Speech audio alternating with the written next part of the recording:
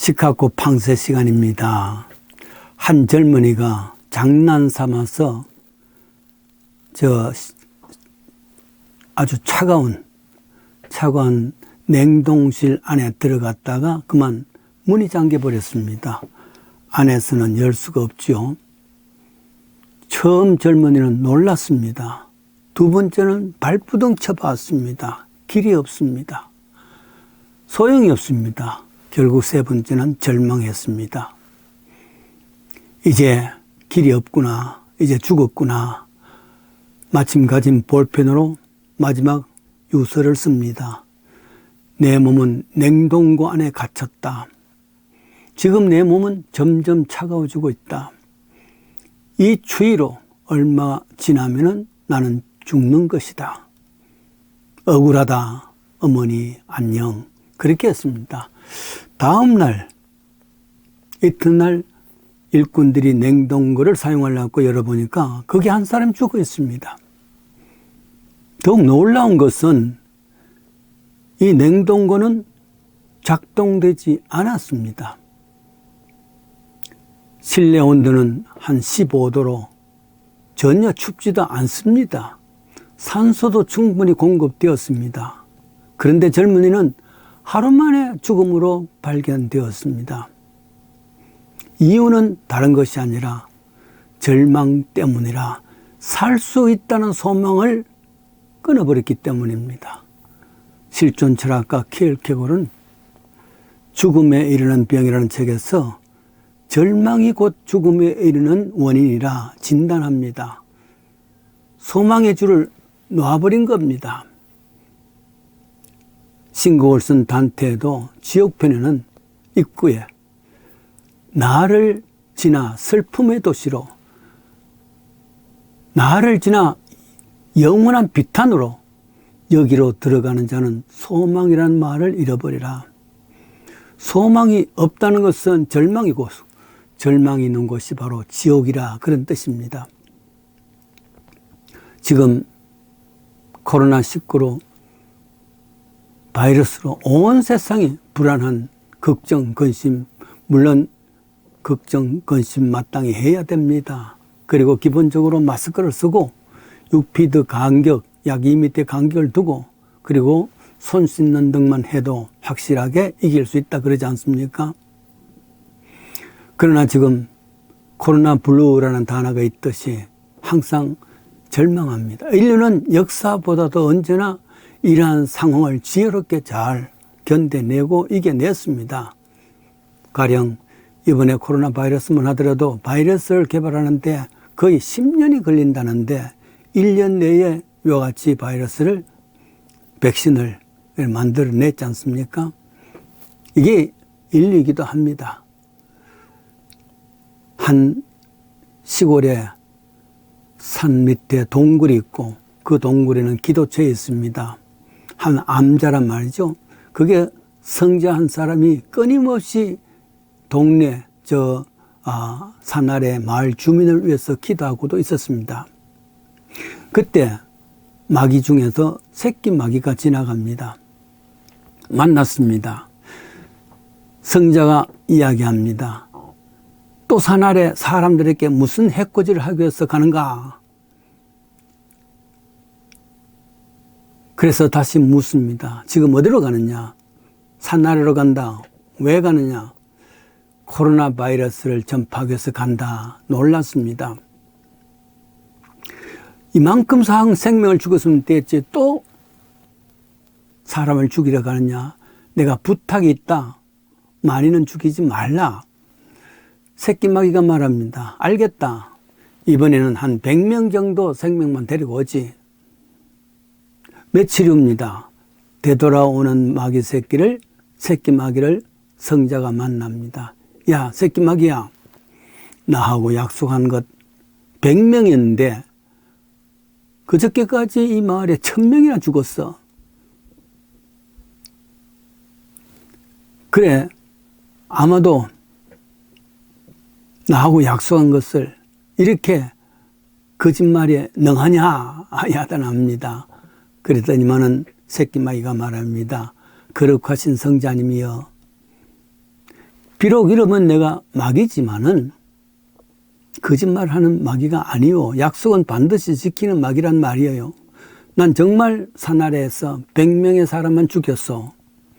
100명만 그 생명을 데려왔어. 그런데 바이러스로 죽어간 사람이 아니라 그 죽어가는 사람 보고 놀라고 절망해서 스스로 죽은 것이요. 이것은 내 탓이 아니요. 야단하지 마시오. 그럼 성자님 나중에 봅시다. 안녕하고 의기양양하게 가버립니다. 절망의 장소에서 소망의 끈을 놓지 말아야 되는 것이, 이 열악한 상황 속에서 꼭 가져야 되는 것은 참된 소망을 붙잡는 것입니다.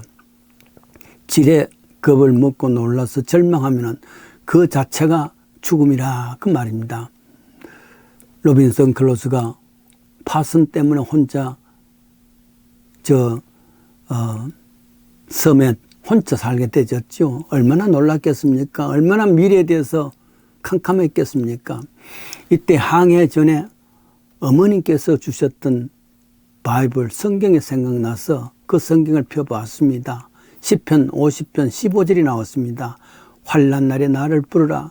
내가 너를 건지리니 네가 나를 영원하게 할 것이다. 환난 날에, 어려운 날에 스스로 절망하지 말고 무슨 일이 있다 할지라도 나를 불러라. 하나님의 주신 약속이긴 합니다. 하나님께 소망을 갖고 살아라. 마침내 살아날 것이다. 그 말입니다. 소망을 가져야 됩니다. 절망이 아닙니다. 그렇다고 해서 그 소망이 쓸데없는 소망을, 별 쓸모없는 일에 인생을 걸고 소망을 하는 것은, 그것은 죽음과 동일합니다. 어릴 때 읽었던 요정에 대한 이야기입니다. 한 시골로 부부가 산에 나무하러 갔는데 가다가 보니까 곤경에 처해 있는 요정이 있습니다. 살려주었습니다.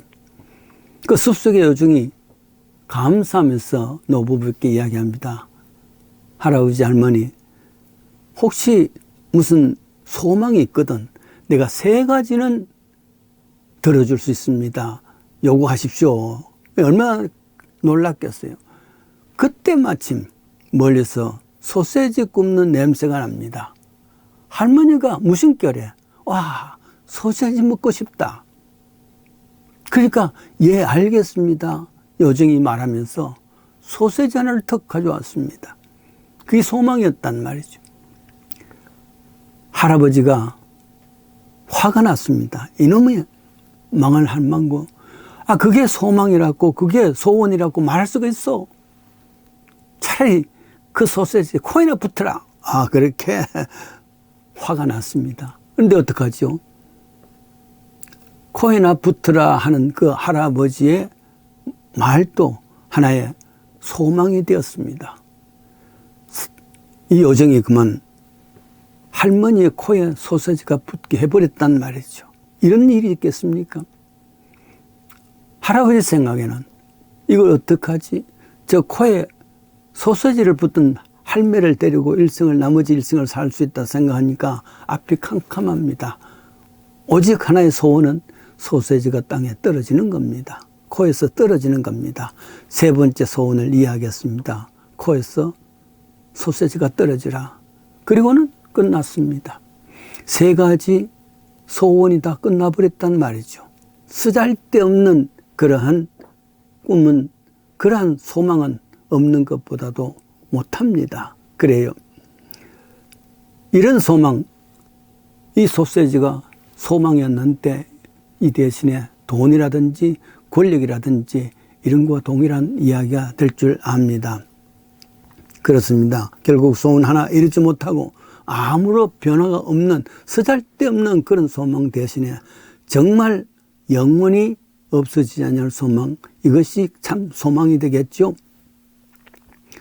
쇼펜하우라는 사람, 소유하고 있는 세계가 다 사라진다 하더라도 한탄하지 말라. 본래 인간은 무이다. 세계를 다 소유했다 할지라도 기뻐하지 말라. 본래 세계는 무이다. 괴로움도 기쁨도 흘러가는 것이고, 그렇게 세상에 매달리지 말고 살아가라. 왜냐하면 세상은 본래 무이기 때문이다. 어떤 소망을 갖고 어떤 소원을 갖고 이 땅에 살아가는 것이죠. 소원에 대한 소망에 대한 이야기를 하면은 생각하면 늘 저 호세아서 2장 15절에 있는 말씀을 기억합니다. 아골골짜기로 소망의 문을 삼아 주리니, 아골골짜기에서 소망의 문을 삼아 주리니 하는 말의 뜻은 전혀 소망할 수 없는 장소에서도 하나님은 소망을 주시겠다, 미래를 주시겠다, 그 이야기입니다. 여호수아기 7장 24절의 내용입니다. 여호수아는 백성들을 데리고 그 거대한 첫 번째 성 여리고성을 무너뜨립니다. 도저히 할 수 없는 일을 했습니다. 두 번째, 가장 작은 아이성이 있었습니다. 여리고성 난공불락의 성도 무너뜨렸는데 여리고성을 무너뜨린 우리들이 저 조그만 아이성이야 하고 얕잡아 보았습니다. 그런데 확실히 망해버렸습니다. 완전히 패배가 되어졌습니다. 그 이유를 알고 보니까 하나님께서 알게 주었습니다. 여리고성은 가나안 땅의 첫 번째 성이다. 첫 번째 성의 모든 것은 하나님의 것이니 하나님의 곳간의 모든 것을 전리품을 줘야 된다 했는데 그 전리품을 몰래 숨긴 사람이 있습니다. 그것 때문에 참패를 당했죠.